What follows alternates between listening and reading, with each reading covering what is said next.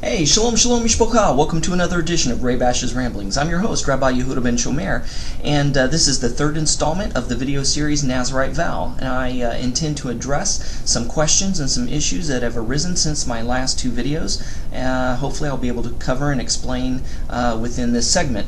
Now, just to recap, the traditional Nazarite vow was taken for a 30-day period, for approximately a month, and in that time period, the person taking the Nazarite vow was not permitted to cut their hair, touch anything, or consume anything of the fruit of the vine, or touch anything dead.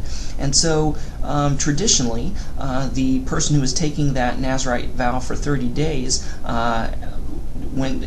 did not cut their hair or touch or eat anything regarding grapes, but also regarding not being able to touch anything dead, a lot of them did not even eat any meat. They became vegans, vegetarians for that 30-day period and did not consume anything that came from animals, so as not to violate that prohibition of a Nazarite not to touch anything dead, even though the main prohibition was most likely intended not to touch anything dead in regards to things that are unclean or unkosher, or things that have died in and of themselves. Now, a lot of questions have arisen regarding the lifetime Nazarites, which we know in Scripture are Samuel, Samson, and Yochanan the Immerser, John the Baptist. Out of these three, two of them were part of the tribe of Levi, which meant they were part of the Levitical family, the Levitical priesthood.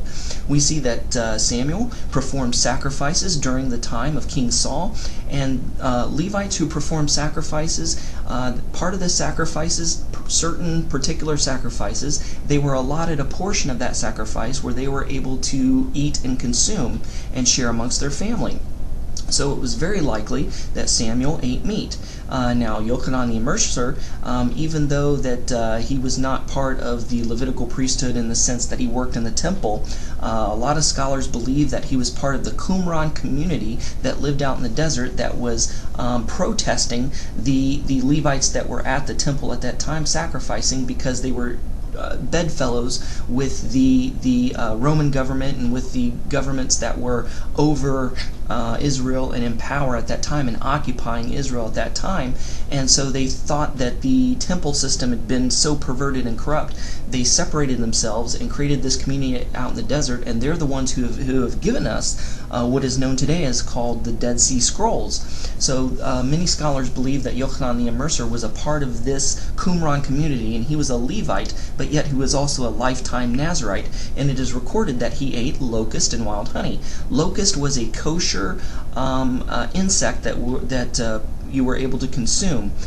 So it is believed that leniency was given to lifetime Nazarites, just as the fact that a lifetime Nazarite was permitted to trim their hair each month, so as in order to make sure no split ends occurred and to keep the growth going, because a split end would be equivalent to a blemish within a sacrifice. It would render the Nazarite vow tarnished or tainted or incomplete or invalid, and so they were permitted to cut their hair on a monthly basis. So even the same leniencies were given to lifetime Nazarites, in that they were permitted to eat kosher things and holy things if they were part of the Levitical priesthood, but they were not allowed to touch dead things, in that they were not allowed to touch things that have died in and of themselves, or things that were unclean or unkosher, as we see Samson did, breaking his Nazarite vow.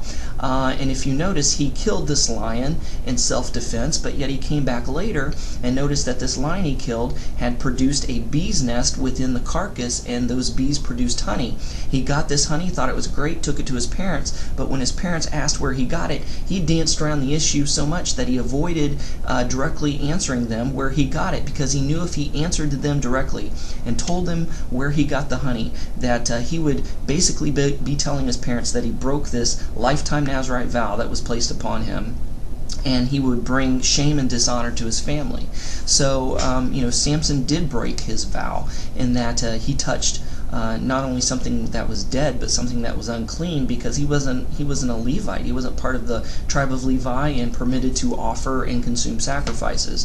So I just wanted to tackle these main issues that have been brought up regarding the Nazarite vow, because people were questioning, well, what about the scripture saying this? They ate meat and they touched this, and John the Baptist ate locust, malt, and honey.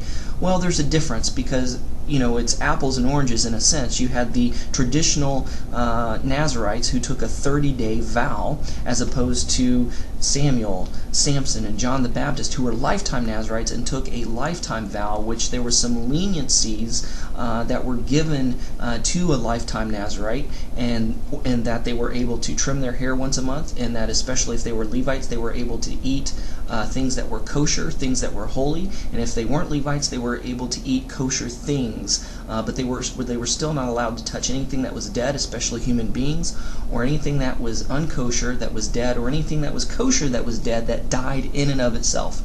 But they were still not allowed to touch or drink or consume anything regarding grapes or the fruit of the vine. So thanks for watching. Hope this answered your questions. Shalom and Shavua Tov. Bye-bye.